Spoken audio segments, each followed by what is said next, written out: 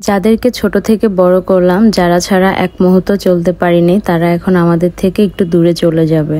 কেন এই কথাগুলি বললাম তা শেয়ার করবো আজকে আপনাদের সাথে। আসসালামু আলাইকুম everyone, welcome to my channel. সবাই কেমন আছেন? আশা করি ভালো। এটা ছিল জুন মাসের 15 তারিখের ভিডিও, আর এর পরের দিন বাবুরা চলে যাবে ঢাকায়।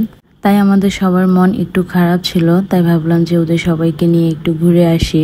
যেহেতু ওরা আগামীকালকে চলে যাবে, তাই ওদেরকে নিয়ে আর ঘোরা পসিবল না, আর আমরা ঢাকায় গেলেও একটু লেট হবে। হঠাৎ করেই সন্ধ্যার সময় মনে হলো যে আমরা কোথাও থেকে ঘুরে আসি, তো এই জন্য বের হয়ে গেলাম। আর আজকে আমরা যাচ্ছি হালিশহর বিডিআর মাঠে। আপনারা যারা চট্টগ্রামে থাকেন তারা তো অনেকে এই জায়গাটা চিনেন। তো আমরা হেঁটে হেঁটে যাচ্ছিলাম, এটা আমাদের বাসা থেকে অনেকটাই কাছে ছিল। অবশেষে আমরা সবাই চলে আসছি বিডিআর মাঠে। আসলে আজকে থেকে প্রায় 4-5 বছর আগে আমি আরো একবার আসছিলাম, তখন জায়গাটা আরো বেশি সুন্দর লাগতো, কিন্তু এখন জানি কেন ওরকম ভাবে ভালো লাগেনি। আর এখানে বসার কোনো প্লেসই ছিল না, যারা ছিল সবাই দাঁড়িয়েছিল, হাঁটতেছিল, খাওয়া দাওয়া করতেছিল। তো এখানে আমি বাবুদের নিয়ে হাঁটতেছিলাম, ঘুরতেছিলাম, আর বাবুরা এখানে খেলাধুলা করতেছিল। ভালোই লাগতেছে, মাশাআল্লাহ বলবেন সবাই। যেহেতু রাত হয়ে যাচ্ছিল, তাই আমরা আর বেশিক্ষণ থাকতে পারিনি। থাকা যেত যদি একটু বসার জায়গা হতো, কিন্তু এখানে বসার কোনো সিস্টেম ছিল না। যাই হোক, একটু ঘোরাফেরা করলাম, বাবুরা খেলাধুলা করলো, এটাই অনেক। তারপর এখানে আমার ছোট বোন ঝালমুড়ি দেখছে, ও এখন ঝালমুড়ি খাবে। এখন আমার ছোট বোন ঝালমুড়ি নিবে দেখে বাবুরাও বলতেছে ওরাও ঝালমুড়ি খাবে, তাই এখানে আম্মু ওদেরকেও ঝালমুড়ি নিয়ে দিল।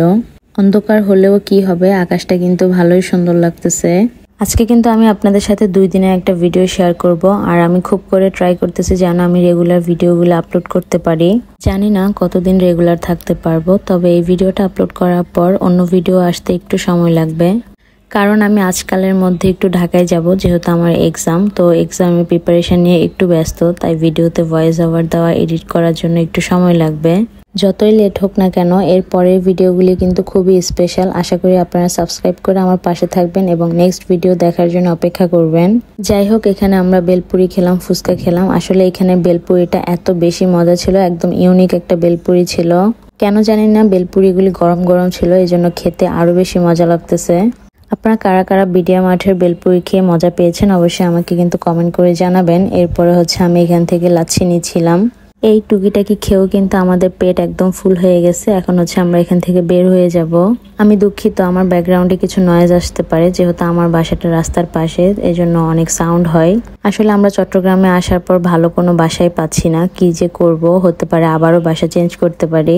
ওই দিনও কিন্তু আমরা বিডিআর মাঠ থেকে ডিরেক্ট একটা বাসা দেখতে গিয়েছিলাম, কিন্তু বাসাটা তেমন ভালো লাগেনি, আমাদের কাছে পছন্দ হয়নি। এই জুলাই মাসেও কিন্তু আমরা নতুন বাসায় আসছি, আর সামনের মাসেও একটা নতুন বাসায় উঠবো। কি যে একটা অবস্থা। আমরা চট্টগ্রামে কেন এত বাসা চেঞ্জ করতেছি সেই সম্পর্কিত বিষয়ে আমি শেয়ার করবো আপনাদের সাথে নেক্সট কোনো ভিডিওতে। এটা এর পরের দিনের ভিডিও। সেদিন সকাল থেকে সবার মন অনেক অনেক বেশি খারাপ ছিল, কারণ বাবুরা আজকে চলে যাবে, তাই আর তেমন কোনো ভিডিও করিনি। এটা ছিল ওরা চলে যাওয়ার আগ মুহূর্তে আব্বু ওদেরকে আইসক্রিম কিনে দিয়েছিল, সেটা ওরা খাচ্ছিল। আর এখানে আমি সবার জন্য চা বানিয়েছিলাম, ওরা একটু পর বের হয়ে যাবে। ওদের বাস ছিল বিকাল 5:30টায়, আর আম্মু ওদের সাথে যাবে, কারণ ওরা যেহেতু একা একা ওরা যেতে পারবে না, তাই আম্মু ওদেরকে দিয়ে আসবে। যেহেতু এতদিন আমরা সবাই মিলে একসাথে ছিলাম, ওরা একা একা বাসায় থাকতে পারবে না, তাই ওদের সাথে ওদের দাদিও যাবে। ওরা কিন্তু এতদিন বুঝতে পারেনি যে ওরা চলে যাবে বা আমরা যাব না, কিন্তু হঠাৎ করে যাওয়ার আগ মুহূর্তে ওদের দুজনেরই মনটা খারাপ হয়ে যায়, এবং মেয়েটা এভাবে আমার সাথে খেলা করতেছিল। আসলে ওদেরকে আমরা অনেক অনেক অনেক বেশি ভালোবাসি, অনেক মিস করি। সামনে ওদের বার্থডে আসতেছে, ইনশাল্লাহ আমি থাকবো ওদের বার্থডেতে ওদের সাথে। তো এই যে এট লাস্ট সবাই মিলে বের হয়ে গেছি। এখানে সিএনজি আনা হয়েছিল, আর আমরা ঢাকায় যাচ্ছি না, আমরা 3 বোন আর আমার আব্বু মিলে আমার সেজু চাচার বাসায় থাকবো। আম্মু ঢাকা থেকে আসার পর আমরা একসাথে বাসায় যাব, আর এখানে বাস কাউন্টারে চলে আসছি। আমরা ওদেরকে বিদায় দিতে আসছি, ওদেরকে বিদায় দিয়ে তারপর আমরা চাচার বাসায় চলে যাব। ওদেরকে টুকিটাকি জিনিসপত্র কিনে দিলাম, চিপস, চকলেট, লিচু, বাদাম, এইসব হাবিজাবি। তো এই যে ওরা বাসে উঠে গেছে, এখন চলে যাবে। আসলে ওদের তখনও অনেক বেশি মন খারাপ ছিল, কিন্তু বোঝা যাচ্ছে না, কারণ আম্মু সাথে ছিল, তো তাই ওভাবে মন খারাপটা বোঝা যায়নি। পরবর্তীতে আম্মু যেদিন চলে আসছে সেদিন অনেক কান্না করছে ওরা। সেদিন কিন্তু আকাশটাও অনেক মেঘলা ছিল, একটু পরপর বৃষ্টি পড়তেছে। আর এই যে ওরা আমাদেরকে বিদায় দিচ্ছে। এই তো বাস এখন ছেড়ে দিবে, ওরা চলে যাবে। আর ওদের দাদি কিন্তু কুমিল্লা থেকে ওদের সাথে এই বাসে অ্যাড হবে। যাই হোক, ওরা ভালোভাবে যাক এই কামনা করি। আর এটা হচ্ছে আমার চাচার বাসায় আসার পর আমার খালতো বোন অনেকগুলি কেক কিনে আনছিল, তো এগুলি বের করতেছিলাম। এখানে আসছি ঠিকই, তবে মনটা একটু খারাপ ছিল যেহেতু বাবুরা চলে গেছে, ওদের ছাড়া তো ভালো লাগে না।